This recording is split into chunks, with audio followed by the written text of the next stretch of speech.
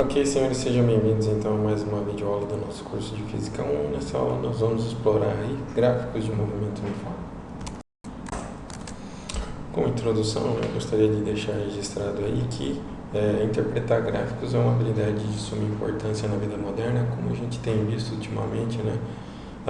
Quando se tem, por exemplo, que interpretar a evolução do número de novos casos da pandemia para se adequar aí às ações de combate, né? A expansão de novo número de casos, né? Então, adquirir essa habilidade de olhar um gráfico, conseguir extrair informações úteis acerca dele, né? Acerca do que ele pretende informar, é uma habilidade muito importante. No caso aí dos gráficos de movimento que a gente vai ver, né? Em especial aí de movimento uniforme, a determinação da velocidade talvez seja aí a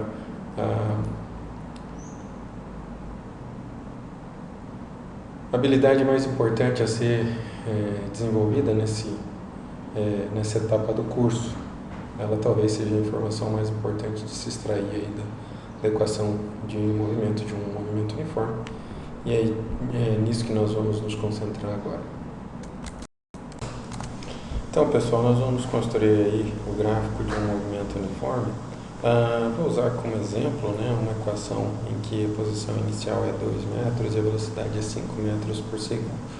Agora, o que eu quero destacar? Eu quero destacar que essa função aqui é uma função similar a uma função do primeiro grau, né? Aqui a posição dependente do tempo cumpre o papel da função que depende da variável independente, que no caso aqui é x, né? 2 metros está cumprindo o papel do A e os 5 metros por segundo está cumprindo o papel do B, sendo que esse A é comumente denominado de coeficiente linear, P chamado de coeficiente angular, x é a chamada variável independente e y de x é a variável dependente da variável independente, é claro, né? Ou seja, é a função que está sendo considerada. Então, para a gente construir o gráfico, nós vamos considerar como exemplo essa função de primeiro grau aqui. Y vai ser a variável dependente, né? Ela vai ser uma função que vai depender de x, né? Então, ela vai ser obtida através dessa expressão. A gente vai multiplicar x por 3 e somar com 2, né? 2 vezes 3x. Então, eu vou mostrar aí na tela uma tabela de dados em que o valor de x vai variar de menos 2 até 2, de 1 em 1. E aqui eu calculo o valor de y correspondente, né? O valor da função aplicada em menos 2. Então, tudo que a gente precisa fazer é substituir o x por menos 2 e computar aí o resultado. Então, isso vai produzir 2 menos 6, que vai dar menos 4. Então, esse primeiro par ordenado em que esse primeiro valor aqui é chamado de abscissa, ela recebe o valor do x, que é menos 2, e o segundo valor do par ordenado, que é chamado de ordenada, recebe o valor da função aplicada nesse ponto, né? Ou seja, o valor de y correspondente a menos 2, que a gente acabou de calcular, que é menos 4. Então, eu exibi aí os resultados para cada um dos valores de x, variando de menos 2 até 2, e aqui as continhas, né? E aqui o resultado dos pares ordenados. Com isso, a gente pode botar um gráfico, né, no plano cartesiano, que vai ser conforme está exibido aí na tela. Eu vou mostrar no GeoGebra para ficar mais evidente. Então tá aí, pessoal, vocês estão vendo os pares ordenados exibidos aí no plano cartesiano. Eu vou destacar algumas propriedades desses pontos aí, né? Para isso nós vamos exibir alguns segmentos, né? Visando destacar o que esses valores aqui representam. Então, o primeiro valor aí do par ordenado a gente chama de abscissa, que aqui nesse caso está valendo menos 2, né? Ele corresponde à projeção do ponto no eixo x. Perceba aqui que essa distância até a projeção do ponto é menos 2. Então, isso é o que o primeiro valor do par ordenado representa. Isso que a abscissa representa, né? A projeção do ponto no eixo x. Perceba que a ordenada, né, o segundo valor do ponto, está aqui na altura menos 4. É isso que esse valor representa. Perceba que o tamanho desse segmento é 4, né? E aí, se a gente medir a partir do zero, como o sentido positivo do eixo y aponta para cima, né, esse valor para baixo vai ser negativo. Menos 4 está encoberto aqui pela figura, infelizmente, mas Então, esses pares de valores representam isso, ó, a projeção no eixo x, menos 2, e a projeção no eixo y, menos 4. Abscissa, menos 2, ordenada, menos 4. Vejam que assim também vai ser, né, para o próximo ponto, né, menos 1, 1. Vejam que a sua abscissa é menos 1 e vejam que a sua ordenada é menos 1 também, tá?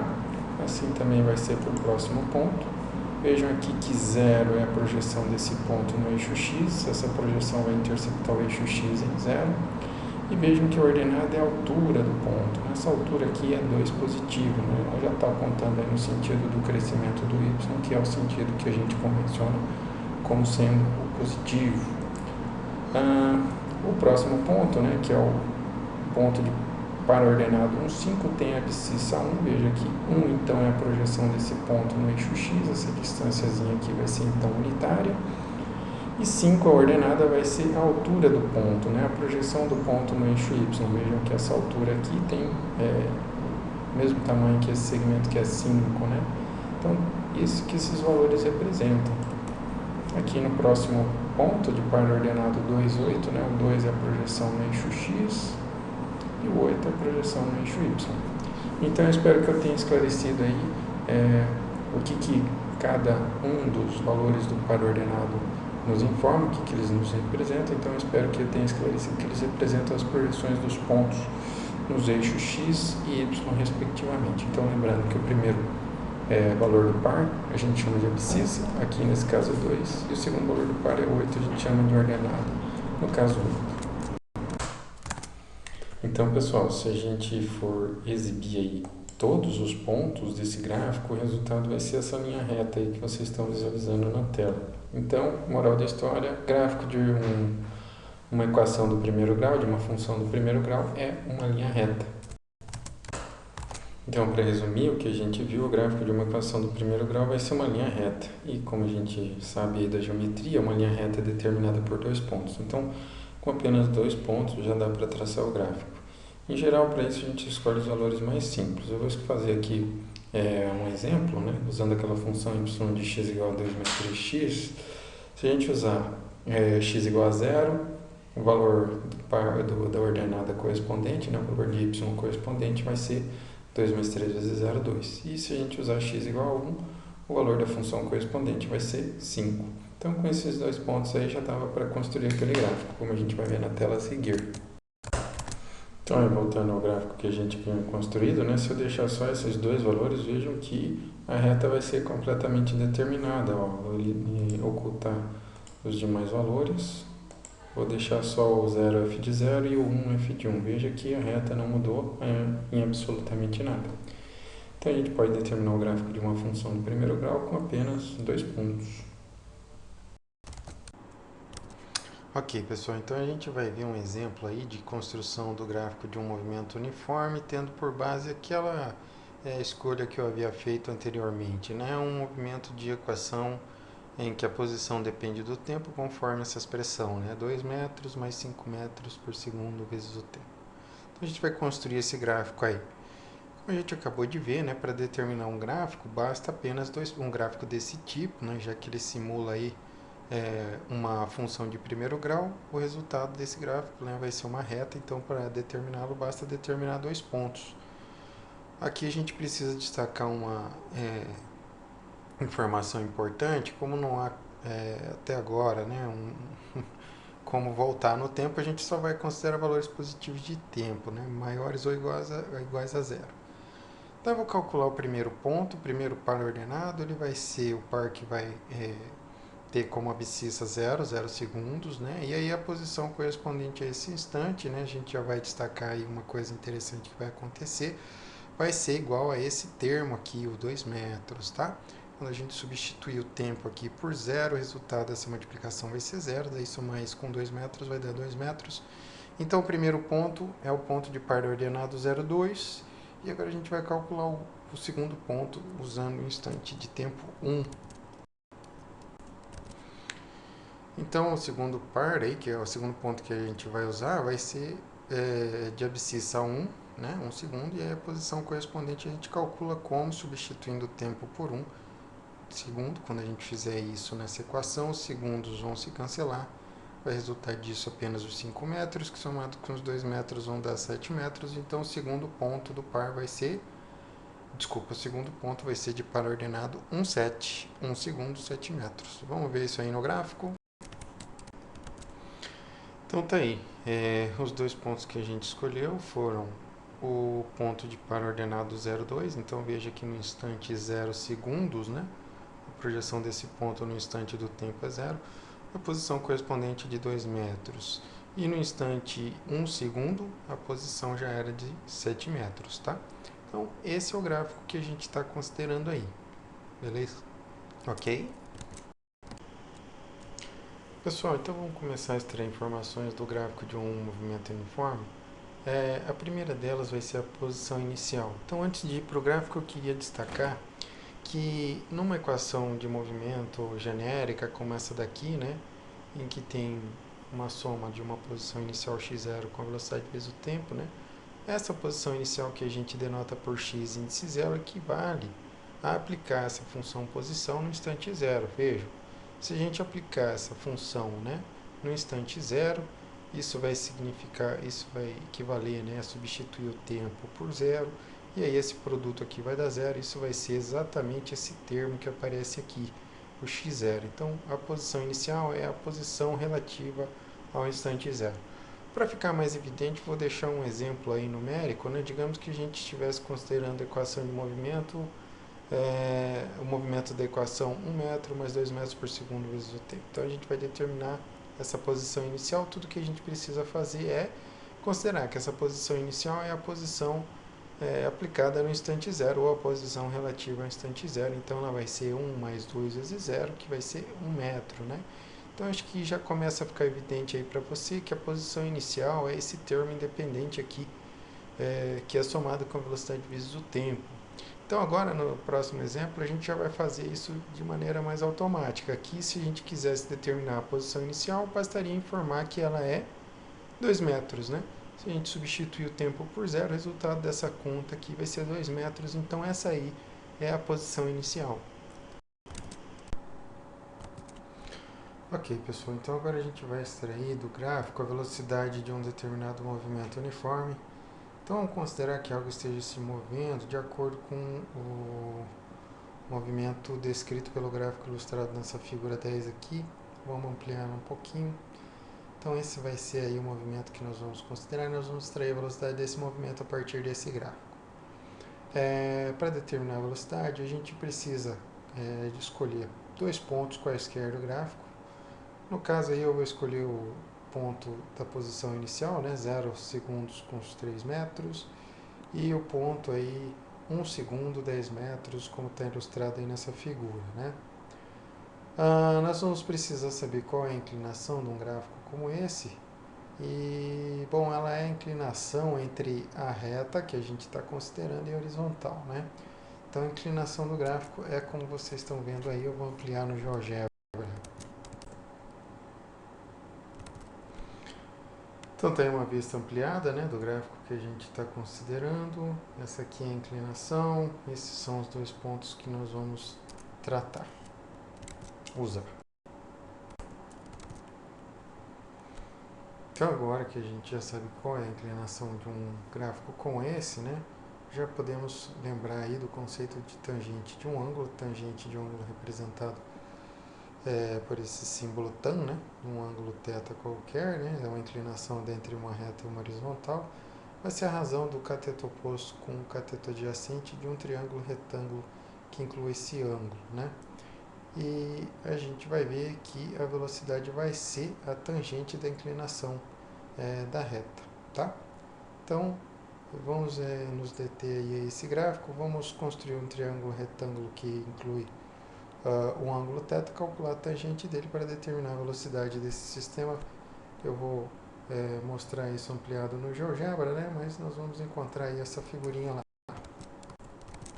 Então tá aí a vista ampliada da figura que a gente tinha considerado, né? Para fechar o triângulo retângulo, eu usei aqui a interseção desses dois segmentos, né? Um segmento vertical passando por um segmento horizontal passando aqui pelo 0,3, né? Isso vai determinar esse ponto. Perceba que a altura desse ponto é ordenada, né? 3, então é 3 a partir do eixo do tempo, que é esse aqui, 1, 2, 3 unidades.